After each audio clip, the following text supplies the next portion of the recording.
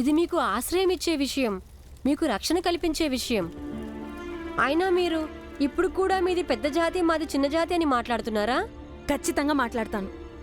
ఏ జాతిలో పుట్టానో, ఏ జాతి సంస్కారంలో పెరిగి పెద్దయ్యానో ఆ జాతి సంస్కారాన్ని ఎలా మర్చిపోతాను? చావటానికైనా ఇష్టపడతాను, జీవితాంతం తిరగటానికైనా ఇష్టపడతాను. కానీ జాతి, ధర్మం ఇంకా నా సాంప్రదాయాల్లో రాజీ పట్టమా? కుదరదు. గురువుగారు, ఇది చిన్న విషయం. ఒక తప్పుని ఎవరైనా వాళ్ళ జాతి, ధర్మం ఇంకా సాంప్రదాయాలతో ముడిపెట్టి చూడాల్సిన అవసరం ఏంటి? ఏదైతే తప్పో దాన్ని ఎందుకు అంగీకరించరు వాళ్ళు? ఎందుకంటే తప్పు తప్పే అవుతుందిగా. వాళ్ళు ఎందుకు అంగీకరించరంటే, ఎందుకంటే ఈ సమాజం దానికి అనుకూలంగా వాళ్ళకి తర్ఫీదు ఇస్తుంది. చూడు, నువ్వు మంచి చెప్పినంత మాత్రాన్ని ఎవరూ ఆలోచించరు. వాళ్ళకు దాంట్లో సొంత లాభం కనిపించాల్సి ఉంటుంది. అంటే వివరంగా చెప్తాను, నిన్ను ముట్టుకుంటే వాళ్ళు ధర్మభ్రష్టులు అయిపోతారు. అదే నిన్ను ఇంట్లో నుంచి బయటికి లాగాలంటే అప్పుడు ఆలోచించకుండా నీ చెయ్యి పట్టుకుని ఇంట్లో నుంచి బయటికి లాగేసి తర్వాత శుద్ధి చేసుకుంటారు. అంటే దీని అర్థం వాళ్ళు ఏ దారిలో నడవాలనుకుంటున్నారో ఆ దారికుండా నడిచి వాళ్ళ దురాచారాల్ని సజీవంగా ఉంచుకుంటారు. పైగా వాళ్ళకి లాభమూ ఉంది. ఆగండి, ఆగండి. ఏ ఇంట్లో మీకు పెళ్లి జరిగిందో అతను ఏ జాతి వాడు? నీకేమైనా పిచ్చా? నా పెళ్లి నా జాతి వాడితోనే అవుతుందిగా. మరి మీ భర్త చనిపోయిన తర్వాత మీ జాతి వాళ్ళందరూ కలిసి మిమ్మల్ని వితంతువుగా మార్చి మిమ్మల్ని కష్టపెట్టలేదా?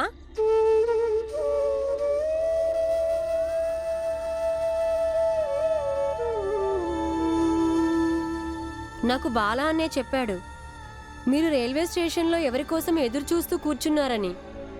కానీ అతను రాలేదని. మరి మీరు ఎవరి కోసమైతే ఎదురు చూస్తున్నారో అతను ఏ జాతివాడు? నా జాతి వాడే. మరి ఇప్పుడు మీరు ఎవరికి భయపడి మీరు మీ ఇంటికి వెళ్ళకూడదనుకున్నారు? మీరు ఎవరికి భయపడి ఆత్మహత్య చేసుకోవాలనుకున్నారు? వాళ్ళే జాతి వాళ్ళు? నా జాతి వాళ్ళే. ఇంకా ఏ జాతి వాళ్ళు అవుతారు? అయినా నువ్వు ఈ అర్థం లేని ప్రశ్నలు ఎందుకు అడుగుతున్నావు? మీ జాతి వాళ్ళందరూ మిమ్మల్ని పోతే పోని అని వదిలేశారు. అయినా వాళ్ళు మంచోళ్ళు. కానీ మేము చిన్న జాతి వాళ్ళం. బాలా అన్నయ్య నేను ఇక్కడ మీకు ఉండడానికి చోటు ఇస్తున్నాము, కాపాడుతున్నాము. మీరు రాత్రి వేళ ఇబ్బంది పడకూడదని.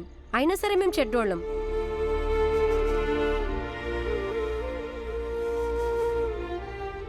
ఇప్పుడు మా ఇంటి ఎదురుగా ఒక పెద్ద జాతి వాడిది గుడిసె ఉంది. నా మిత్రుడు ధ్రువది. కానీ ఇప్పుడు వాడు బొంబాయిలో ఉంటున్నాడు. అందుకని ఇప్పుడు మీరు అక్కడ ఉండవచ్చు. బాలా అన్నయ్య నేను మీకు ఏమీ అవ్వము. కానీ మీరు ఇలా తిరుగుతుంటే మేమెవ్వరం చూస్తూ ఉండలేము. మా నాన్న చెప్తారు, ప్రతి మనిషి ఒకటి అర్థం చేసుకోవాలంట. కష్టాలు కలకాలం ఉండవంట, వాటిని అంతం చేసేయొచ్చంట. ఇంకా ఒక మనిషి ఎదుటి మనిషి పడే కష్టాన్ని చూసి వాళ్ళకి పట్టనట్టు వదిలేయకూడదంట. అందుకే నేను మిమ్మల్ని వేడుకుంటున్నాను. ఆ తర్వాత మీ ఇష్టం. వాడే సరి. అలా నువ్వు అమ్మా, ఇప్పుడు భీమ్ ఎవరికైనా సాయం చేస్తే అది మంచి. అదే నేను ఒకరికి సాయం చేయడానికి ప్రయత్నిస్తుంటే నేను నీకు తప్పుగా కనిపిస్తున్నానా?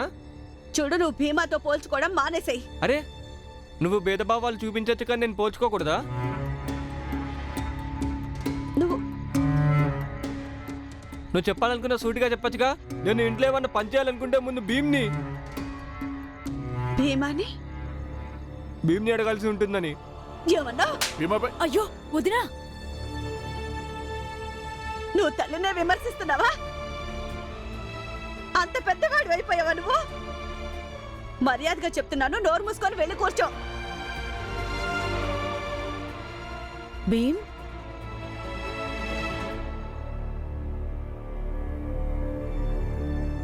అదిగో తన ఇంట్లోకి తీసుకొస్తున్నాడు. ఇంట్లో ఉంటే నేనైనా ఉండాలి, లేదా తనైనా ఉండాలి. ఎక్కడికైనా వెళ్ళిపోతాను. అసలేం మాట్లాడుతున్నావు వదినా? ముందు నీ కోపాన్ని తగ్గించుకో. ఎందుకు? అందరూ వాళ్ళ ఇష్టం వచ్చినట్టు వాళ్ళు చేస్తుంటారు, మరి నేను చేయకూడదా? అమ్మా, నువ్వు ఇంటిని వదిలేసి మా అందరిని వదిలేసి వెళ్ళిపోతానని ఎలా అంటున్నావు అసలు?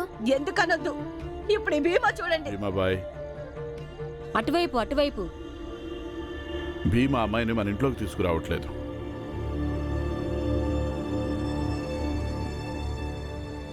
కానీ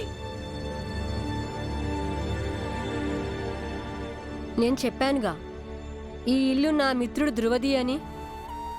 వాడు పెద్ద జాతి వాడే. మీరు ఈ ఇంట్లో ఉండవచ్చు. మీరుండగా ఈ ఇంట్లోకి నేను, బాలా అన్నయ్య, ఇంకా ఎవరం కూడా రాము.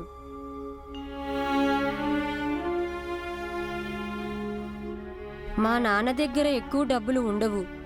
మీకు దుప్పట్లు, వంట పాత్రలు అన్నీ కొత్తవి కొని తీసుకురాలేము. కానీ మేమందరం ఖచ్చితంగా ఏదో ఒక ఏర్పాటు చేస్తాము. మీ ధర్మానికి ఏ ఆటంకం రానివ్వము.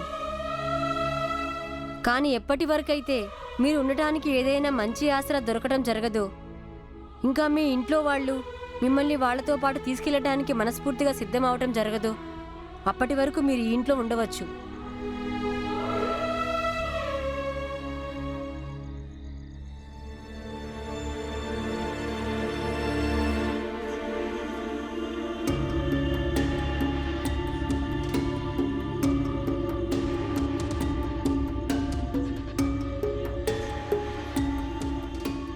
అమ్మా అమ్మా, నాకు బాగా తెలుసు ఇప్పుడు జరిగిందంతా నీకు నచ్చలేదని. కానీ నువ్వు ఒకసారి ఇది ఆలోచించు. ఎవరో నాన్న విషయంలో అలా చేశారని మనం ఇంకొకరి విషయంలో సహాయం చేయడం మానేస్తామా? అమ్మా, మనం నాన్నని అక్కడి నుంచి గౌరవంగా ఇంటికి తీసుకొచ్చాము. లేకపోతే మనందరికీ కూడా కళంకం అంటుకునేదిగా. గురువుగారు చెప్తారు, మంచిని ఎప్పుడూ వేరే వాటితో పోల్చకూడదంట. మంచి అనేది కేవలం మంచి అవుతుంది. ఇప్పుడు బాలా అనే ఒక మంచి పని చేశాడు. దానిని వేరే విషయంతో పోల్చడం సరికాదు. నాన్న విషయంలో పెద్ద జాతి వాళ్ళు ఏదైతే చేశారో దానితో కూడా వద్దు.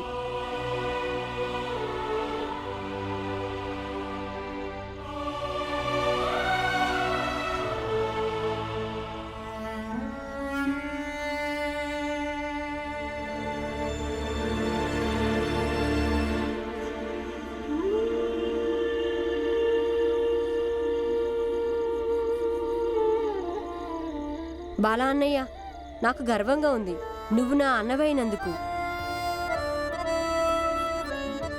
ఈరోజు నువ్వు మా అందరికీ ఒక అమ్మాయికి సాయం చేసే అవకాశం కల్పించావు. మేము నిన్ను చూసి గర్వపడుతున్నాము. భీమాబాయ్, అంబేద్కర్ గురువుగారు సరిగ్గా చెప్పారు.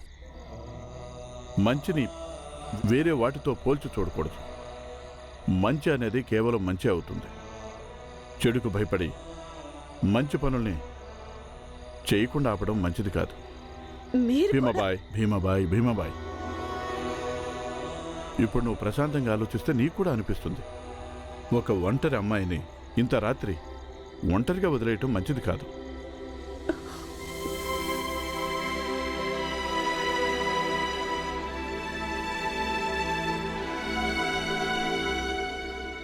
ఎక్కడికి వెళ్ళిపోయావు నువ్వు?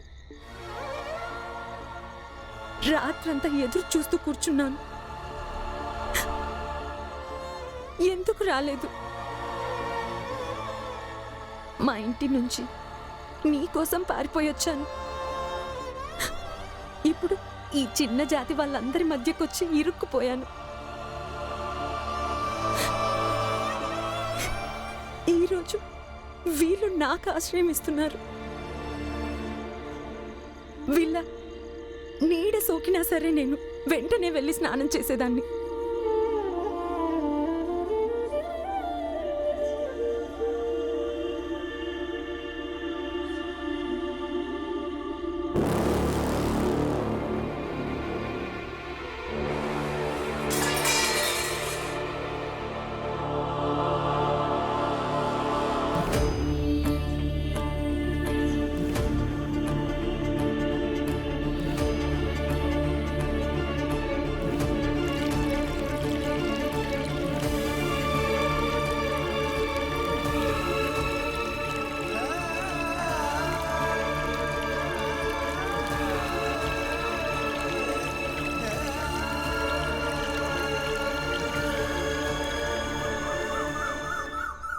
స్వామి, స్వామి, స్వామి,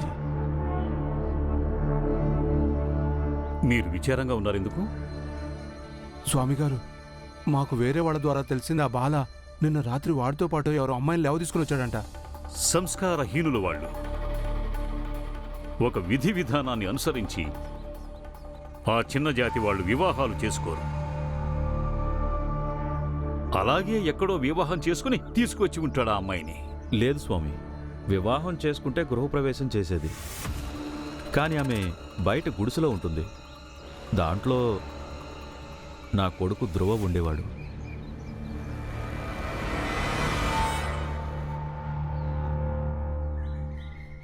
అయితే ఆరా తీయండి. ఆ అమ్మాయి ఎవరో, ఎక్కడి నుంచి వచ్చిందో, ఎందుకు వచ్చిందో, వచ్చింది సరే, ఆ గుడిసెలో ఎందుకుంటుంది? మీ ఆజ్ఞ స్వామి. అలాగే స్వామి.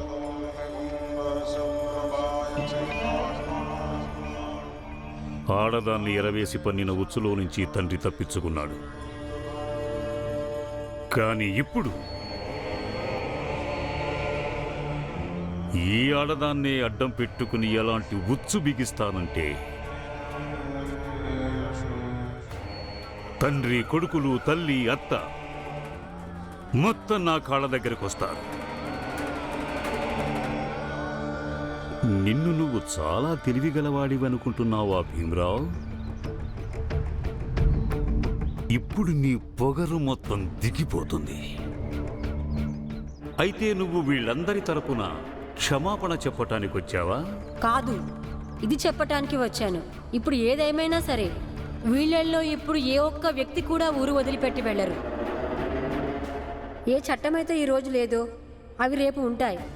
మా హక్కులు, అధికారాలు రాతపూర్వకంగా ఉంటే ఎవరూ ఆపలేరు, చట్టం కూడా. అప్పుడు మీలాంటి వాళ్ళు వచ్చి ఇలా వాదించలేరు. అలా చేసిన వాళ్ళకి శిక్ష పడాలి. నేను ఎవరైనా కావచ్చు, కానీ అది మీరు నిర్ణయించకూడదు. అలాగే మీ శాస్త్రాలు ఏవి నిర్ణయించకూడదు. మరి ఎవరు నిర్ణయిస్తారు? మేమే నిర్ణయించుకుంటాము. ఒకటి కాదు, వేలాది కుట్రలు పన్నుకోండి, కానీ మాలో నీతి ఉంది. దాన్ని మీరు ఎప్పటికీ అనదొక్కనూ లేరు, దాన్ని అంతము చేయలేరు. ఈ భీమరావు లాంటి మొండి ఘటాన్ని ఇంతవరకు ఎప్పుడూ చూడలేదు. ఇన్ని ప్రశ్నలు నన్ను ఎవ్వరూ అడగలేదు. ఈ ప్రపంచంలో అప్రమత్తంగా ఉండాలంటే ప్రశ్నించే వాళ్ళ నుంచి అప్రమత్తంగా ఉండాలి. శక్తి సామర్థ్యాల వల్ల రాజ్యాలు తలకిందులై ఉండొచ్చు, కానీ సమాజంలో మార్పు వచ్చేది మాత్రం ప్రశ్నలో ఉండే దమ్ము వల్లనే. ఈ భీమరావుని ఆపకపోతే వాడు మా ఆచారాల్లోనే మార్పు తెస్తాడు. ఇక ఈ మార్పు నాకు మంచిది కాదు. ఎట్టి పరిస్థితిలో దాన్ని జరగనివ్వను.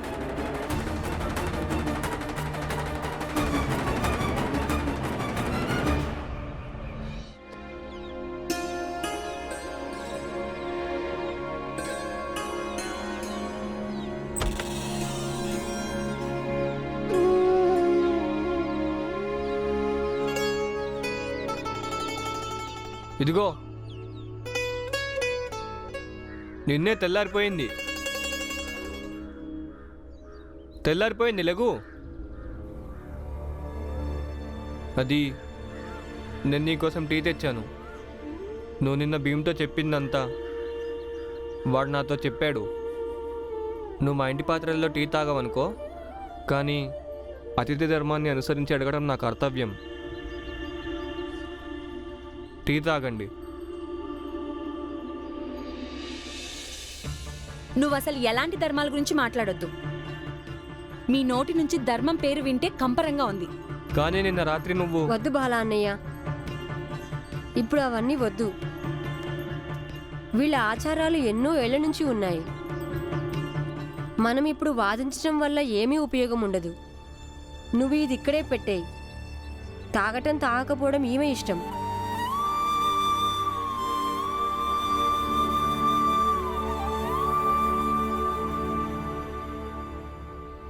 రే బాలా, ఎక్కడి నుంచి తీసుకొచ్చావు ఈ అమ్మాయిని? ఎవరిమే?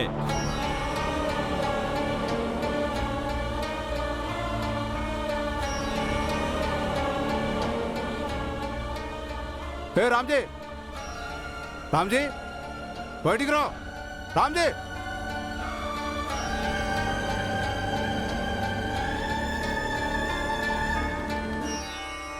నువ్వేమైనా చెప్పావా? ఈ అమ్మాయి ఎవరో, ఈ అమ్మాయిని ఎక్కడి నుంచి తీసుకొచ్చారో?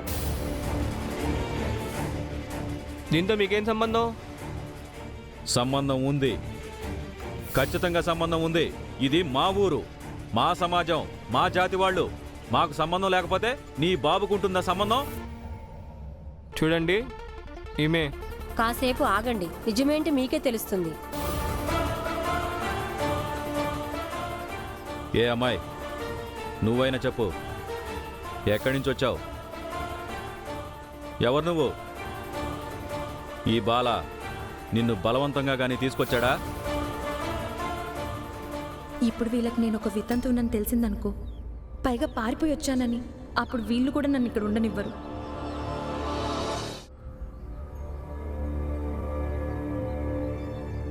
అరే, అడుగుతుంటే సమాధానం చెప్పవేంటి? ఏ అమ్మాయి చెప్పు.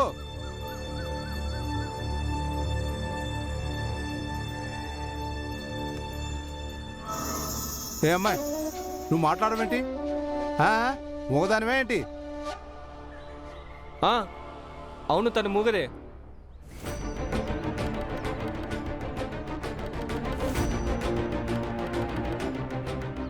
పాప మేమే ఏమీ మాట్లాడలేదు. అలాగా?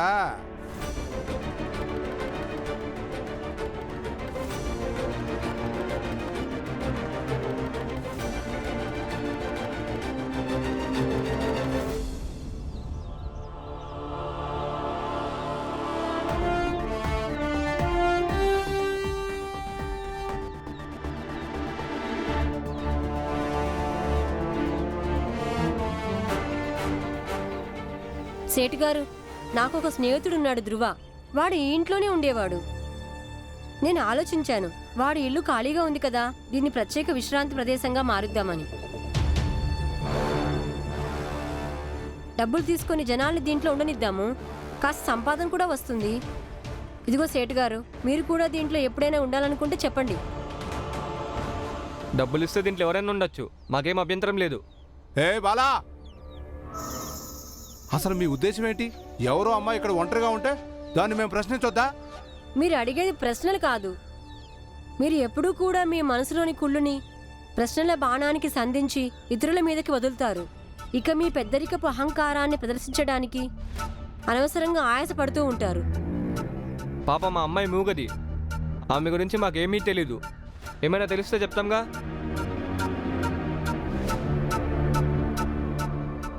ఇదిగో టీ కొట్టు బాబాయ్, ఈరోజు నువ్వు కొట్టు తెరిచేది లేదా? వేలైందిగా. ఓనో, ముందు ఈ విషయం జాగ్రత్తగా వినో. నేను నీకు బాబాయిని గీబాయిని కాదు, ఇంకోసారి అలా పిలవద్దు. ఇంకో విషయం, నీ బాబు సుబేదార్ అయితే మేము భయపడిపోవాలా?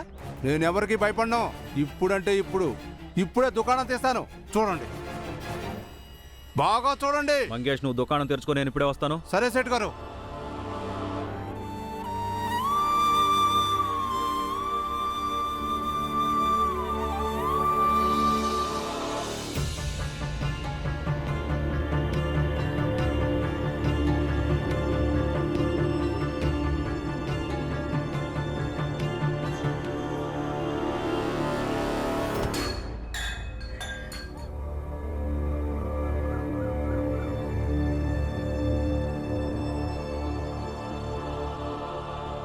నువ్వు మా మంచి అన్నయ్య, పర్వాలేదులే, వదిలే. పద అన్నయ్య.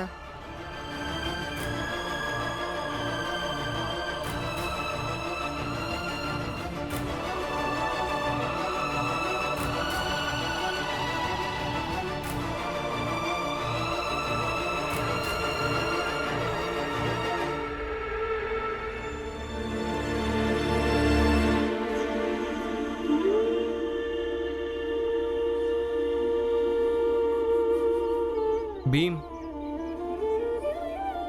అప్పుడు నాకేం చెప్పాలో తోచలేదు, అందుకే నేను అలా చెప్పాను ఆ అమ్మాయి మూగదని. ఒకసారి వెళ్ళి ఆమెకు చెప్పి రావాలి, ఎందుకంటే పొరపాటున ఏమన్నా మాట్లాడిందంటే అప్పుడు చాలా పెద్ద సమస్య అవుతుంది. లేదు బాలా అన్నయ్య, ఆమె ఏమీ చెప్పదు. ఎందుకంటే ఆమెకి బాగా తెలుసు ఎవరైతే ఆమె గురించి అడగడానికి వచ్చారో అలాంటి వాళ్ళు ఆమె ఊరిలో కూడా ఉన్నారు. వాళ్ళు ఆమె పట్ల ఇలాగే ప్రవర్తిస్తూ ఉండి ఉంటారు. అందుకని బాలాన్నయ్య, నువ్వు ఆమె గురించి ఏమీ బాధపడకు. కానీ ఆమెతో ఒకసారి మాట్లాడాలి.